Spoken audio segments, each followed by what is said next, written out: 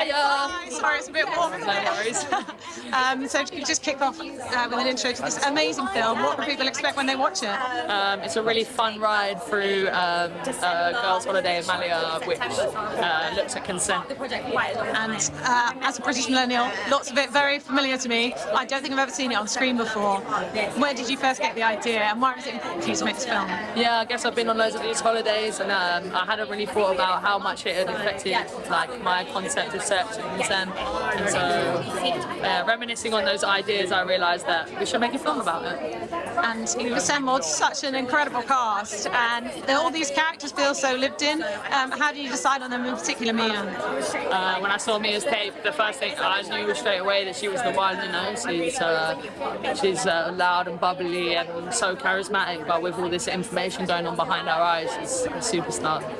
And there's such authenticity. It's almost like watching a documentary and like reading about how, you know, all the thousands of extras, the costumes, making it look like high season when it wasn't. Tell us a bit about that process of bringing the setting to life. Yeah, so we shot out the season. It was freezing cold, but we brought 1,000 extras. They became part of our family. They really wanted to make the film work, and they understood what the party scene was because they all live in the area, you know. So they were working as hard as we were, and they turned up to work every day with a big smile on their face and danced when there was no music in the freezing cold. So yeah, it was a real team experience. And I love the fact that, you know, sort of like the subtle changes from the beginning, everything's sort of like fun and bright, but then the second half is sort of, everything goes a little bit more grimy. Just tell us a bit about how you wanted to sort of like reflect how she was feeling through that. Yeah, so basically the film's designed in two halves. The first half is like this Disneyland, like fun, flowy vibe, and the second half is like really more dark, and you go into her like internal thoughts and process more. So everything was designed like that: the production design, the costume, the bass, the music, the sound design, everything. Did you have a favourite moment on set, or one that was really difficult for you?